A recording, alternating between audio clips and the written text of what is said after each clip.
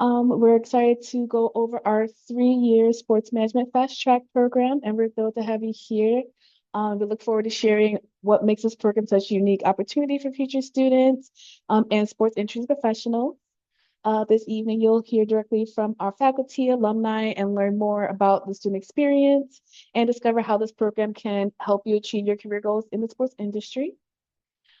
Tonight's agenda includes introductions from our roundtable, program highlights, alumni roundtable discussions, as well as next steps of the admissions process, and interactive Q&A sessions. And then moving on to introductions. My name is Alexis. I'm one of the online admissions specialists here at CSP.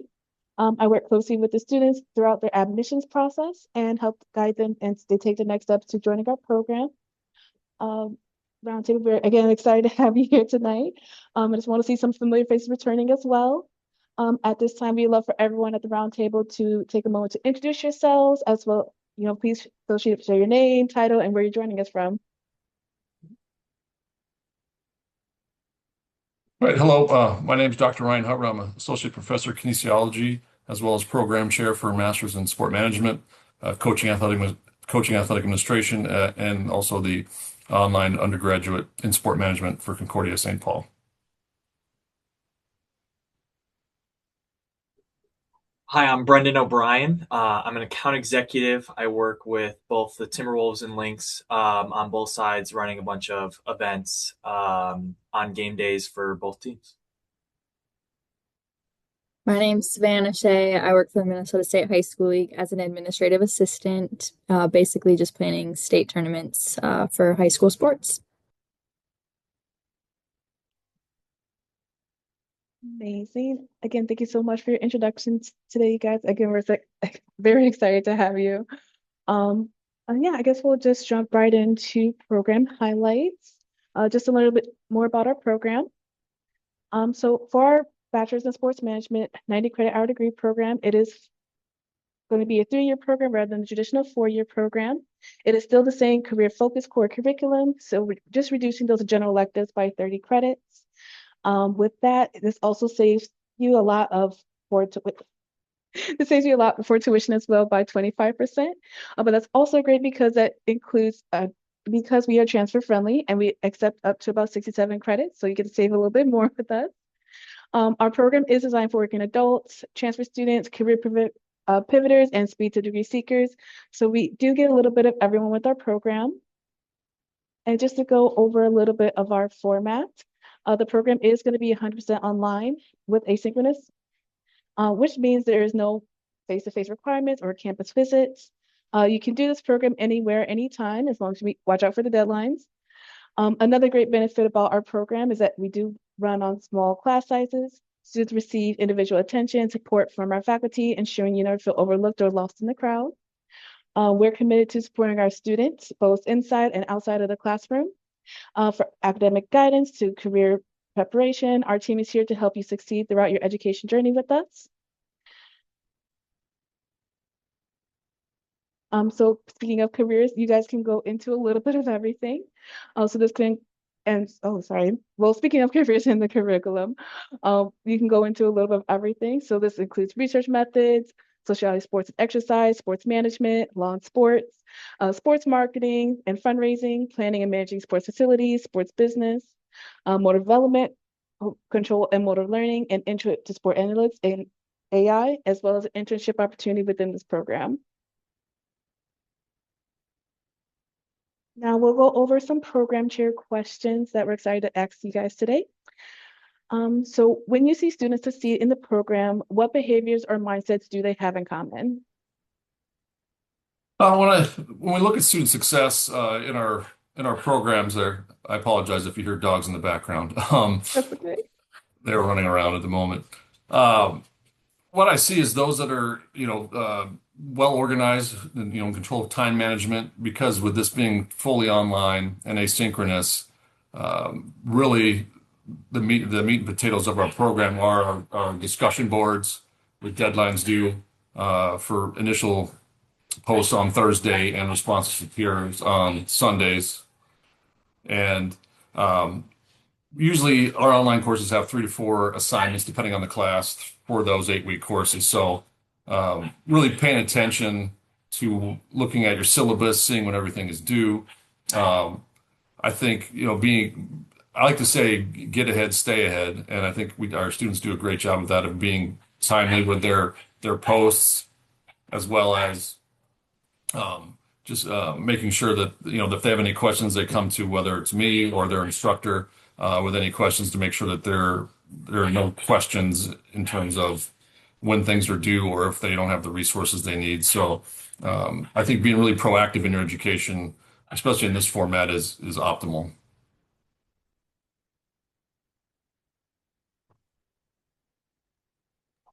Thank you so much for Kind your of. answer. Oh, You're saying 100%? no, go ahead. No, thank you so much for your answer. Okay, so then for our next question, how is this program intentionally designed to prepare students for the realities they'll be faced working in sports? Well, one of our hallmarks at Concordia, and not just in our program and all programs, is we have those of us that are full time. We've been in the field, and we know the skills and abilities needed. And anyone that's teaching for us in a part-time role, or what we call a contracted faculty of practice, we we call them that intentionally, because they're in the field, they're practitioners. So what you're getting as a student, you're getting faculty that are either have done or are currently doing have different roles in the field in terms of sport management, whether it's coaching, athletic administration, what have you. Um, and also with this, what we try to do is make a lot of the assignments, um, I'd like to say project based, and so that you're adding skills into your program. So when you're done, it's not just, hey, I took a bunch of tests and quizzes. No, I had certain assignments and projects that I can look back on and understand how it connects to the different skills and abilities that I'm going to need to enter the field of sport, which is highly competitive.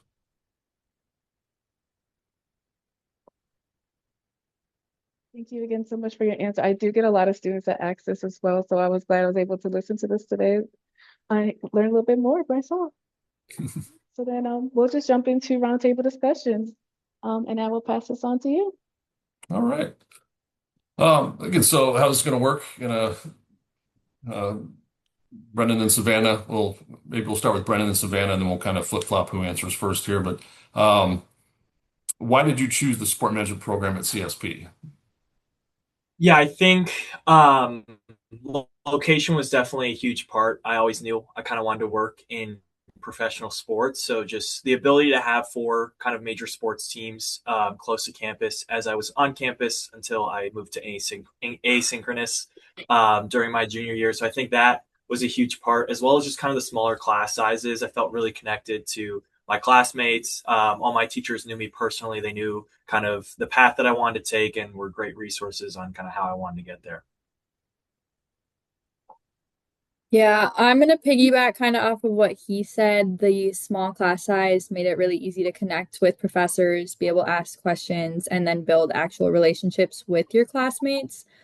Specifically, I chose this program because I transferred after my first year in Illinois, and Concordia just made it really easy to transfer my credits and make sure that I still stayed on track to graduate when I originally planned to, which was a huge factor for me.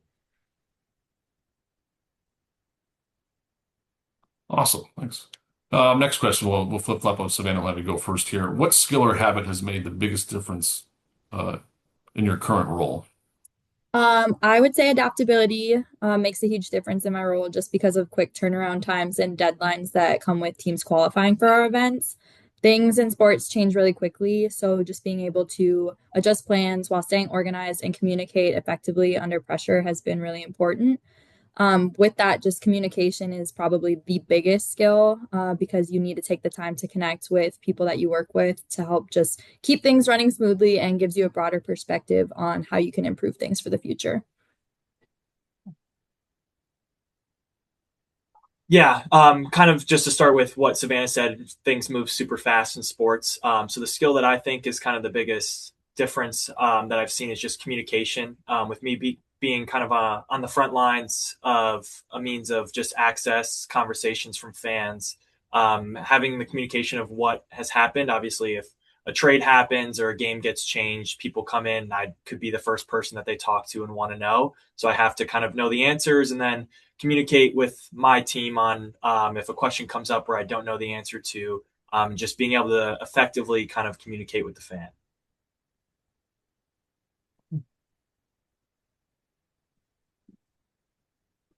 Okay, back to you, Brendan. What is one misconception people have about working in sports?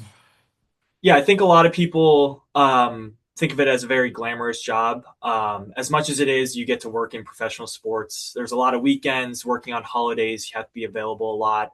Like, for example, I last week during kind of the Timberwolves playoff season, I had to work 11 days in a row, and it gets long and it gets exhausting. And people say, well, you work in sports. I don't necessarily get to watch most of the games. I'm working, I'm running around the arena. So I don't get to watch start to finish. I might catch a glimpse here and there, but most of the time I'm hard working. Yeah, he kind of hit on it again, but I said the biggest misconception is that you won't actually get to watch the games while you're working too much. In reality, you're more focused on the behind the scenes responsibilities that you have. So you might catch small parts here and there, but it's very rare to actually sit and watch the entire game the way a fan would, because your attention is elsewhere, making sure things are running smoothly and making sure everything's executed the way you had planned to.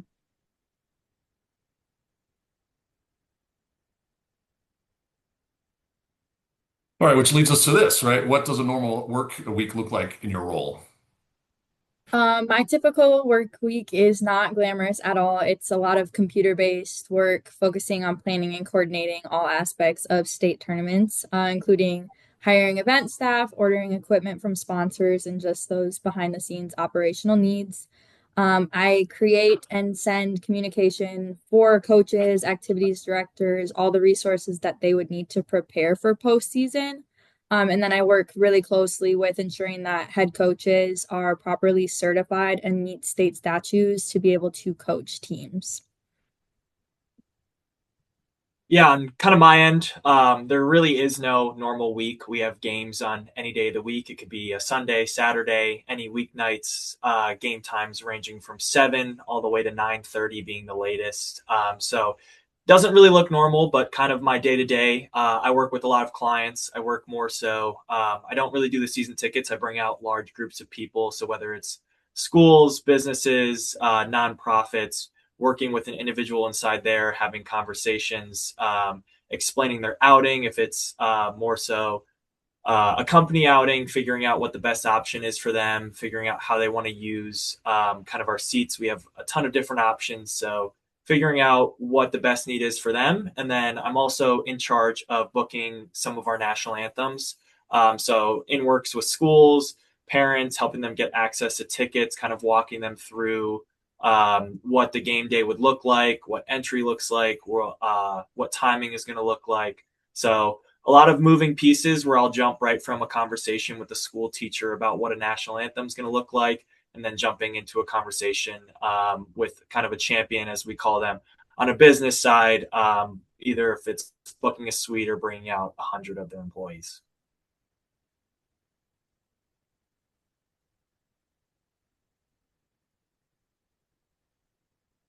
Okay. Are there any tools you use that you couldn't live without?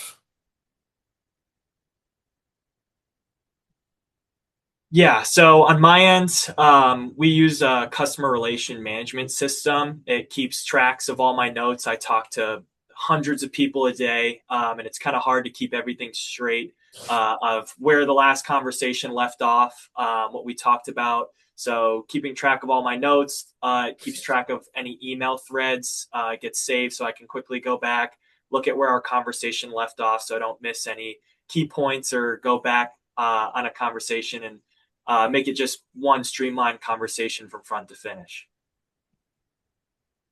On my end, I would say that the biggest tool I use is Microsoft Excel, which is funny because I hated it in school, but it's actually one of the most useful parts of my job.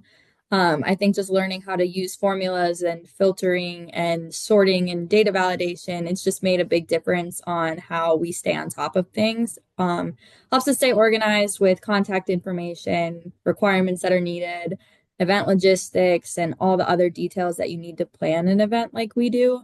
It's super easy to share with internal and external people, so everyone has access to the same document, but it's easy to have everything in the same place and share it with those who need it. So.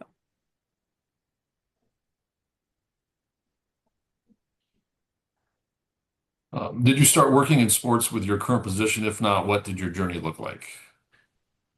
So I did not start working in sports with my current role. I started off as a fan engagement intern with the Vikings during training camp. And that was kind of my first step into sports. Luckily, it was on the professional side. From there, I took a few different roles just to build experience. I had a part-time role actually with Brendan's group with the Timberwolves as a game night assistant. And then I also coached high school volleyball, worked with RCX flag football in partnership with the NFL, and then also working with the venue of Target Center.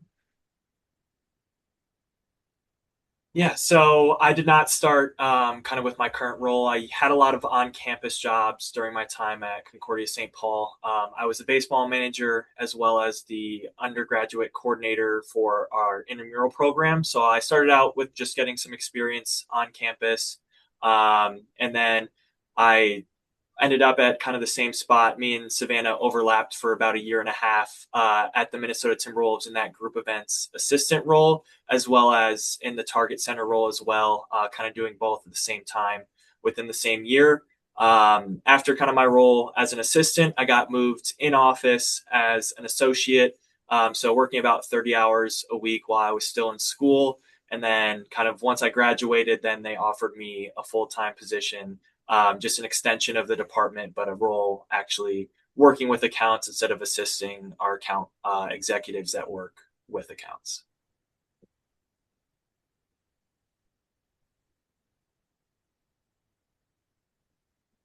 How could the 3-year 90 credit program have impacted your career? Yeah, I think it could have kind of sped up to inevitably where I would have gotten. I think I got all the experience that I needed there. I think just would have got me there a little bit faster. So with my senior year, kind of doing an in-office role while still being in school asynchronous, I think just would have cut out a gap. They were kind of waiting for me to graduate. They loved the experience that I had. They loved kind of the attitude that I brought to my job, and they were ready to offer me a job full time. So it was about a couple days after I graduated that they then extended a full time position over to me. So I think it just would have kind of sped up the whole process. Yeah, I think it would have been nice to have that fully asynchronous, no face-to-face classes. When I was in school, I was very focused on wanting a specific career in just one area. I wanted to be in social media and marketing. But I think that this program could have impacted my career and being able to explore more roles while I was in school. It would have given me a better understanding of what's out there, and I could figure out what I actually wanted to do as a career before graduating. Because you get to take on a wider variety of experiences, build a stronger understanding of what day-to-day operations look like in the sports industry, and just continuing developing like the real skills in sports while also being in school.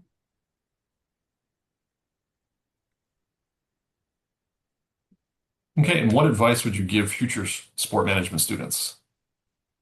I have kind of three little ones, so sorry, Brennan, if I take yours early, but I said take small opportunities, whether they're internships, assistant roles, or even unpaid positions, because none of them are going to be entirely glamorous, but it's really going to help you get your foot in the door. It's very rare to land an ideal job right away, so you have to be willing to put in the grunt work and the long hours to figure out what it is that you want to do. With that being said, stay realistic and understand how competitive the industry actually is, but take advantage of every opportunity to build experience in the direction that you want to go. And then when applying for roles, focus on entry level positions like assistants and coordinator roles rather than manager and director positions, since higher level roles typically require a lot more experience than those entry level ones. Yeah, I'm going to piggyback just to kind of emphasize the importance of taking the small opportunities, whether it's an unpaid internship or a part time role. Just getting experience, especially while you're still taking classes, is huge when you're looking to kind of start a full time position, start applying to places. Another piece of advice that I'd like to add is, especially in an asynchronous role, I did it for the last 2 years of kind of my college journey. Take full advantage of the professors and any resources that you have on campus. These people are here to help you. And there was a lot of times that I've reached out asking for advice. I want to do this. Do you have a contact that you could possibly connect me with? They're always in your corner and they really want to see you succeed. So although you might not see them face to face, a simple email just kind of explaining what you're looking for, they have tons of resources and will be more than happy to help.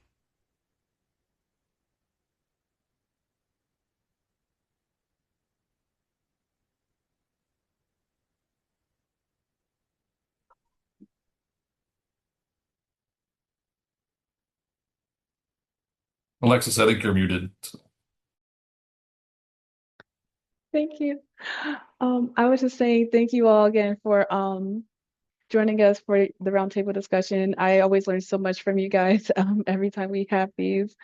And it's also just wonderful to hear your experiences and what you're doing now and how CSP helped you, because that's really all we want for our students as well. But we'll jump into admissions next steps. So with the next steps, if you have any questions or need help of completing the application, please reach out to me via email or call. You can also use this QR code to apply now if you're just ready to get started at this time. And I'll be more than happy to help you on those next steps with the official transcripts and anything else that's needed to be taken care of, or answer any further questions you may have on our program. And we'll take any additional questions that we have today.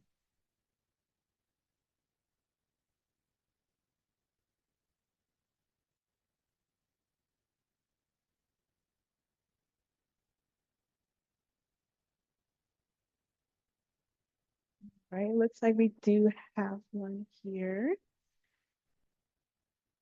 So it looks like we have a question with, I'm trying to figure out if this is the right fit for me. How would I know if the 90 credit hour degree path makes sense for my situation versus a traditional degree? Well, that's a really great question. So what you should tell students that when you're looking at our 3-year versus our 4-year, think about where you want to go moving forward. Do you want to stick with sports management program all the way through, or are you looking at more of like a MBA or a different career path after you complete the bachelor's? Reason for this is because when moving forward with the 90 credit hour degree, it is going to give you that fast paced track to get into those jobs quicker. But if you are looking at for example, like I mentioned before, MBA or maybe something else outside of that, then some traditional schools may not take the 90 credit hour degree program. So with that, I would always advise students to move forward with the traditional track rather than the 90 credit hour degree. It really just depends on where you want to go moving forward.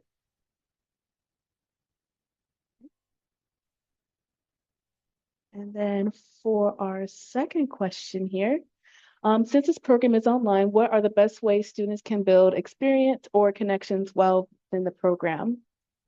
Well, I think we heard a lot of it here too today, but I would advise students as well to, well, actually, I would like to run this, I would like to take this opportunity for roundtable to also input on this question as well. But I think you guys explained it very well during the roundtable today as far as all the resources that we have, who to get connected with, whether it's career services or through your professors. But yeah, if you guys want to add on, please do so.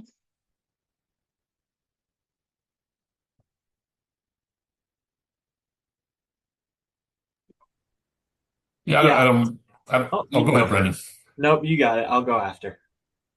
No, I was going to lead into you all, but yeah, one of the things I think is really helpful is every class you have that's on our learning management system, you're going to have resources listed. So it's going to have library, counseling, advising, what have you, and so everything's right there at your disposal. So it's a click away. And then I won't say much more, so I can let you all speak on it as you had the experience as students. But again, as faculty. We try to respond to our students as quickly as possible, ideally within 24 hours, but most times sooner than that. and just be responsive to the needs. And because again, these courses in an 8-week format, they do happen rather quickly. So as we expect you as students to move quickly, we as professors need to respond to you quickly so that we can give you the information you need. I would say too, just if you're looking for kind of outside experience to kind of do while you're doing this course asynchronous, I do know that in the professional realm, they post their listings for part-time jobs about a month or two away from the season start. So for example, for the NBA, you'll see it around late August, early September. And I assume that it's the same for the Wild. I don't know personally, but I know that a lot of these organizations do their part-time listings about a month or two out from the initial start of their season. I'm gonna piggy off of what Professor Hubbard said, but it was basically just like your professors are there to support you and provide resources, but also having those discussions with your classmates through the discussion board questions is pretty helpful. Usually in like the first week of the course, it'll have you like introduce more about yourself. And that's when you'll figure out like where your coworkers kind of are located, or not coworkers, where your classmates are located, and then where they work a lot of the time. So sometimes you'll get coaches, sometimes you'll get people like Brendan who have a full-time job or in office, and you'll just be able to kind of ask them questions, get resources from them, get connected to other people there. So it's not fully by yourself, although at times it can feel like it, but you have a lot of support behind you.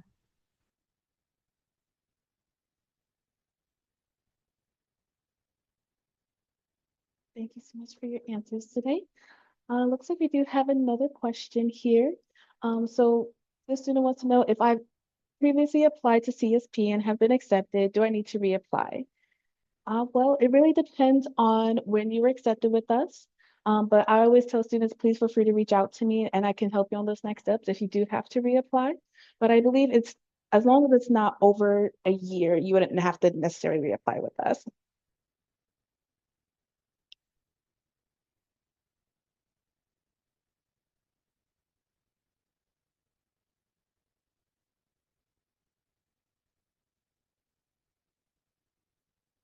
Mhm. Any other questions, comments, concerns while we're here?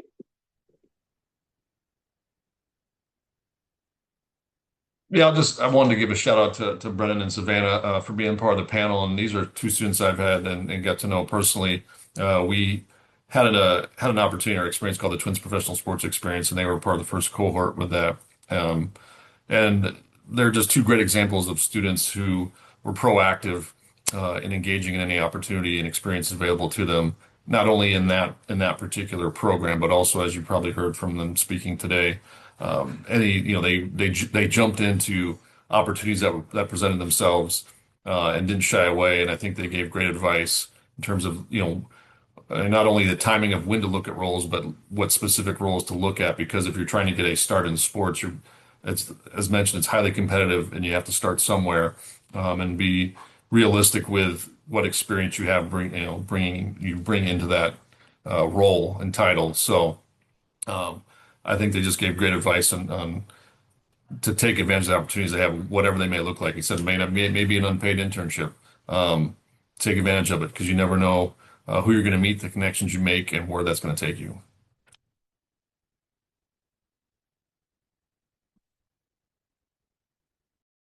100% agreed. Okay, well, I think we'll wrap up here. Thank you again so much for everyone and your time this evening. Again, it's really nice learning from you guys tonight, as well as answering some questions from our students today as well.